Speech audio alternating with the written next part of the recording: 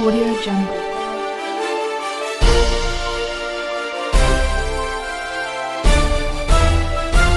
Audio Jungle. Appu ಆಸರೆ ನಿರಾಶ್ರಿತರಿಗಾಗಿ ಅನ್ನದಾಸೋಹ ಸೇವೆ ನಮ್ಮದು ಸಹಾಯ ನಿಮ್ಮದು.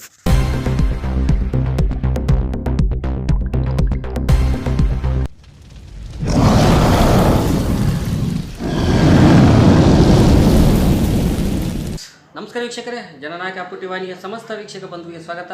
ನಾನು ಒಂದು ಸ್ವಾಮಿ ಕೊಡಿಸಿದ್ದೀವಿ, ಇಷ್ಟು ಜನಕ್ಕೆ ನಾವು ಬಟ್ಟೆ ಕೊಡಿಸಿದ್ದೀವಿ, ನಾವು ಸಮಾಜ ಸೇವಕರು ಅಂತೇಳಿ. ಸ್ನೇಹಿತರೆ, ಕಡಿಮೆ ಸಹಾಯ ಮಾಡಿ ಹೆಚ್ಚು ಪ್ರಚಾರಕ್ಕಿರ್ತಕ್ಕಂಥ ಏನು ಕೆಲವು ಸಮಾಜ ಸೇವಕರಿದ್ದಾರೆ, ಅಂಥ ಸಮಾಜ ಸೇವಕರ ಮಧ್ಯದಲ್ಲಿ ಇವತ್ತು ಬಡತನ ಇದ್ದರೂ ಕೂಡ ಕೈಲಾದಷ್ಟು ಸಹಾಯ ಸಹಕಾರ ಕೊಟ್ಟು ಯಾವುದೇ ಪ್ರಚಾರ ಇಲ್ಲದೇ ಇವತ್ತು ತಂಪಾಡಿಗೆ ತಾವು ಒಂದಿಷ್ಟು ಜನಸೇವೆ ಮಾಡ್ತಕ್ಕಂಥ ವ್ಯಕ್ತಿಗಳು ಏನು ನಮ್ಮ ಕಣ್ಣೆದುರಿಗಿದ್ದರೂ ಕೂಡ ಎಲ್ಲೇ ಒಂದು ಕಡೆ ಪ್ರಚಾರಕ್ಕಿರ್ತಕ್ಕಂಥ ಕೆಲವು ಸಮಾಜ ಸೇವಕರ ಮಧ್ಯೆ ಇಂಥ ವ್ಯಕ್ತಿಗಳು ಕಾಣದಿರೋದು ವಿಪರ್ಯಾಸ. ಯಾಕೆ ವಿಷಯ ಹೇಳ್ತಾ ಅಂದರೆ, ಇವತ್ತು ನೋಡಿ ಸಂಡೂರು ಭಾಗದಲ್ಲಿ ಭಾಳಷ್ಟು ಧಾರ್ಮಿಕ ಕಾರ್ಯದಲ್ಲಿ ಇವತ್ತು ಸಂಡೂರು ಕ್ಷೇತ್ರ ಅಂದ್ರೇ ಕುಮಾರಸ್ವಾಮಿ ದೇವಸ್ಥಾನ ಅಂತಲೇ ತಟ್ಟನೆ ನೆನಪಾಗುತ್ತೆ. ಎರಡನೇ ಒಂದು ಸ್ಥಾನ ಪಡೆದಿರ್ತಕ್ಕಂಥಂದರೆ ಶ್ರೀ ವೆಂಕಟೇಶ್ವರ ದೇವಸ್ಥಾನ. ಬಹುಶಃ ಇವತ್ತು ವರ್ಷಕ್ಕೆ ಒಂದು ಸಾರಿ ಏಕಾದಶಿ ಬಂದ ತಕ್ಷಣವೇ ಇವತ್ತು ತಿರುಪತಿ ವೆಂಕಟೇಶ್ವರ ಸ್ವಾಮಿ ದರ್ಶನ ಮಾಡ್ತೀವಿ ಅಂತಕ್ಕಂಥ ಭಾಳಷ್ಟು ಭಕ್ತಾದಿಗಳು ಹೇಳ್ಕೊಂಡಿರ್ತಕ್ಕಂಥ ಕೆಲವೊಂದು ಕಾರ್ಯಕ್ರಮಗಳು ಕೂಡ ನಮ್ಮ ವಾಹಿನಿ ಮುಖಾಂತರ ಪ್ರಸಾರ ಆಗಿದ್ದು. ವಿಶೇಷವಾಗಿ ಇಲ್ಲಿ ಈ ವೆಂಕಟೇಶ್ವರ ದೇವಸ್ಥಾನ ಆಡಳಿತ ಮಂಡಳಿ ಅಧ್ಯಕ್ಷರು ಶ್ರೀನಿವಾಸುಲು ಬಹುಶಃ ಭಾಳಷ್ಟು ಕಾಳಜಿ ವಹಿಸಿ ಇಲ್ಲಿ ಜನರು ಸಂಡೂರು ಒಂದು ಅಲ್ಲ, ಬೇರೆ ಬೇರೆ ಗ್ರಾಮೀಣ ಭಾಗದಲ್ಲಿ ಕೂಡ ಅನೇಕ ಭಕ್ತಾದಿಗಳು ಬಂದು ದರ್ಶನ ಪಡೆದು ಇವತ್ತು ಪ್ರತಿ ಹುಣ್ಣಿಮೆಗೂ ಕೂಡ ಇಲ್ಲಿ ಅನ್ನ ಪ್ರಸಾದ ವ್ಯವಸ್ಥೆ ಕೂಡ ಭಕ್ತಾದಿಗಳಿಗೆ ಅರ್ಪಿಸ್ತಕ್ಕಂಥದ್ದು. ವಿಶೇಷವಾಗಿ ದಂಪತಿಗಳು ಇವತ್ತು ಅಪಾರ ಅಭಿಮಾನವನ್ನು ಹೊತ್ತು ಭಾಳಷ್ಟು ಸಮಾಜ ಸೇವೆಯಲ್ಲಿ ನಿರತರಾಗಿದ್ದರೂ ಕೂಡ ಇಂಥವರೆಲ್ಲ ಎಲ್ಲಿ ಕೂಡ ಬ್ಯಾನರು, ಫೋಜು, ಲೆವೆಲ್ಲು, ಫೋಟೋ ಬರ್ದೇ ತಂಪಷ್ಟಕ್ಕೆ ತಾವೇ ಇವತ್ತು ನಾವೇನು ಸಹಾಯ ಮಾಡಿದ್ವಿ, ಏನು ಸೇವೆ ಮಾಡಿದ್ವಿ ಆ ಭಗವಂತನಿಗೆ ಗೊತ್ತಾದರೆ ಸಾಕು ಸರ್, ಅದಕ್ಕೇನು ಪ್ರಚಾರ ಇಷ್ಟ ಇಲ್ಲ ಅಂತಕ್ಕಂಥ ಒಂದು ಭಾವನೆಯಲ್ಲಿ ಇವರು ನಡೀತಕ್ಕಂಥದ್ದು. ವಿಶೇಷವಾಗಿ ನಮ್ಮ ಜನನಾಯಕ ಅಪ್ಪು ಟಿ ವಾಹಿನಿಯ ಒಂದು 4ನೇ ವರ್ಷದ ಕಾರ್ಯಕ್ರಮ ಅಂಗವಾಗಿ ಇವತ್ತು ಶ್ರೀನಿವಾಸುಲು ಅವರ ಮನೆಗೆ ಕೂಡ ನಾನು ವಿಸಿಟ್ ಮಾಡಿದ ದೃಷ್ಟಿಯಲ್ಲಿ ತಾವು ಕಾಣ್ಬೋದು. ಹೀಗಾಗಿ ಇವತ್ತು ಶ್ರೀನಿವಾಸ್ ಸರ್ ಅವರ ಒಂದು ಈ ನಮ್ಮ ಕಾರ್ಯಕ್ರಮಕ್ಕೆ ಆಗಮಿಸ್ತಕ್ಕಂಥದ್ದು ಕೂಡ ಕೋರಿಕೆ ಅವರಲ್ಲಿ ಮುಂದಿಟ್ಟಿದ್ವಿ. ವಿಶೇಷವಾಗಿ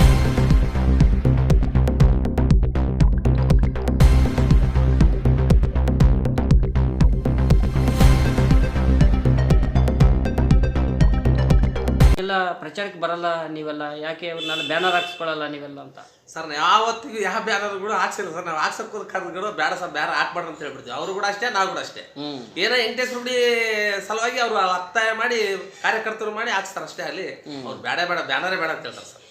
ಅವರ ಸ್ನೇಹಿತರೊಬ್ಬರು ನಾನು ಮಾತಾಡಿಸ್ತಾ ಹೋಗ್ತೀನಿ, ಯಾಕೆಂದರೆ ದೃಷ್ಟಿಯಲ್ಲಿ ಕಾಣ್ಬೋದು. ಇವತ್ತು ಏನು ಸ್ನೇಹಿತರು ಕೂತ್ಕೊಂಡಿದ್ದಾರೆ, ನಾಗರಾಜ್ ಅಂತೇಳಿ, ಇವರು ಕೌಲೇರ ನಾಗರಾಜ್ ಅಂತಲೇ ಕರೀತಾರೆ. ಬಹುಶಃ ಇವತ್ತು ಕೂಡ ಬಡತನದಲ್ಲಿ ಮುಂದುವರಿತಕ್ಕಂಥ ವ್ಯಕ್ತಿ ಆದರೂ ಕೂಡ ಇವತ್ತು ಯಾವುದೇ ಒಂದು ವಿಚಾರದಲ್ಲಿ ಇವತ್ತು ಕಲೆಯಲ್ಲಿ ಭಾಳಷ್ಟು ಮುತುರ್ಜಿ ವಹಿಸಿ ಇವತ್ತು ಬಯಲಾಟ ರಂಗದಲ್ಲಿ ಭಾಳಷ್ಟು ಹೆಸರು ಮಾಡಿರ್ತಕ್ಕಂಥ ವ್ಯಕ್ತಿ.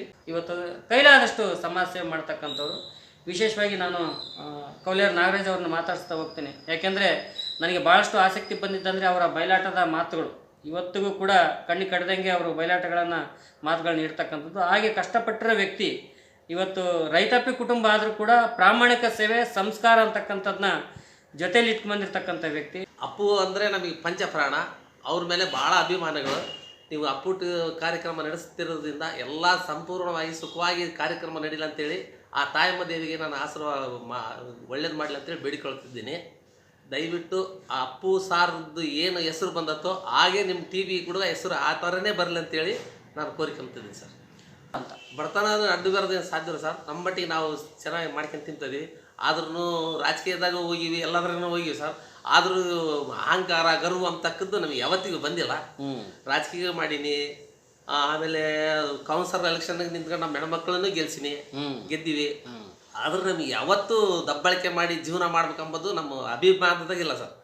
ಬಡದಾಗ ಎಲ್ಲರಿಗೂ ಹೊಂದಾಣಿಕೆ ಆಗಿ ಸೇಮದಿಂದ ಎಲ್ಲರೂ ಕಲ್ತ್ಕೊಂಡು ಕೂಡ್ಕೊಂಡು ಹೋಗೋ ನಂಬದೇ ನಮ್ಮ ಮನಸ್ಸು ಸರ್. ಇನ್ನು ಅದ್ರ ಬಿಟ್ಟು ಇನ್ನು ಬೇರೆ ಏನಿಲ್ಲ.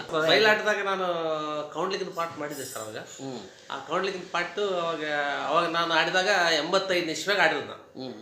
ಈಗ ಮತ್ತೆ ಈಗ ನಮಗೆ ಅವಾಗ ಆಡಿದಾಗ ನಂದು ಒಂದು 22-20 ವಯಸ್ಸು ಸರ್. 20 ಇರ್ಬೋದು. ಅವಾಗ ಅಂದರೆ 100% ಆಡೀನಿ. ಈಗ ನಮಗೆ 63ರಿಂದ 64 ವಯಸ್ಸೀಗ.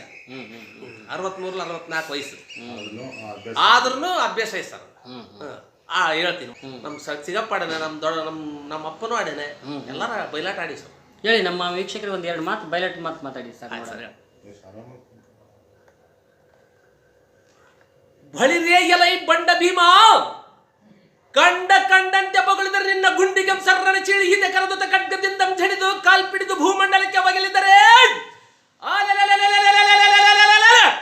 ಇಂಡ ರಾಜರ ಗಂಡ ಇತ್ತಂಡ ವೈರಿಗಳ ಮಿಂಡ ಬಾಪುರೇ ಕೌಡ್ಲಿಕ ನಮ್ಮ ಹೆಸರಾತಕ್ಕೆ ಮೂರ್ಖ.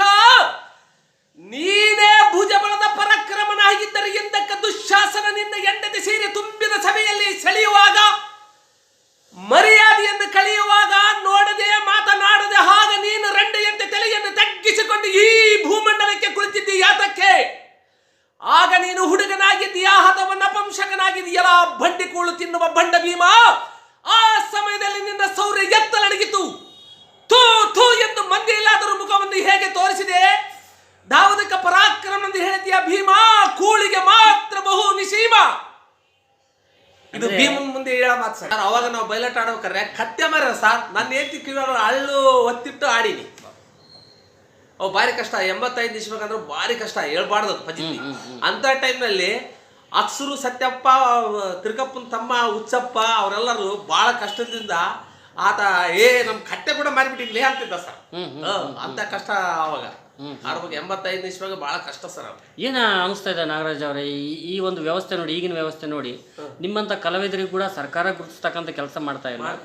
ಆದ್ರೂ ಕೂಡ ಇವತ್ತು ಎಲ್ಲೇ ಒಂದ್ ಕಡೆ ಹಳ್ಳಿಗಳಲ್ಲಿ ಇಂಥ ಕಲೆ ಅನ್ನೋದಕ್ಕೆ ಈಗಲೂ ಕಣ್ಮರೆ ಆಗಿದೆ. ಏನ್ ಅನ್ಸತ್ತೆ ವ್ಯವಸ್ಥೆ? ಏನ್ ಮಾಡಿ ಸರ್, ರಂಗಭೂಮಿಗೆ ಬೆಲೆ ನಿಲ್ದಾಗ ಆಗ್ಬಿಡುತ್ತೆ. ಆಮೇಲೆ ಇದು ಬಯಲಾಟದಂದ್ರೆ ಸರ್, ಈ ಪ್ರೋತ್ಸಾಹ ಕೊಡೋರು ಯಾರಿಲ್ಲ.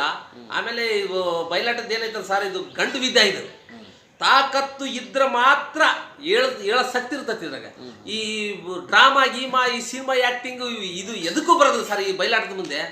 ಎಲ್ಲದಕ್ಕಿಂತ ಗಂಡು ವಿದ್ಯೆ ಅಂದ್ರೆ ಈ ಬಯಲಾಟದಾಗ ಈ ಬಯಲಾಟನೇ ಹೊರತು ಬ್ಯಾರೆ ಯಾವುದು ಇಲ್ಲ ಅಂತ ಹೇಳ್ತಾ ಇದ್ದೀವಿ ಸರ್. ಗಾನ ಶ್ಯಾಮ ಸುಂದರ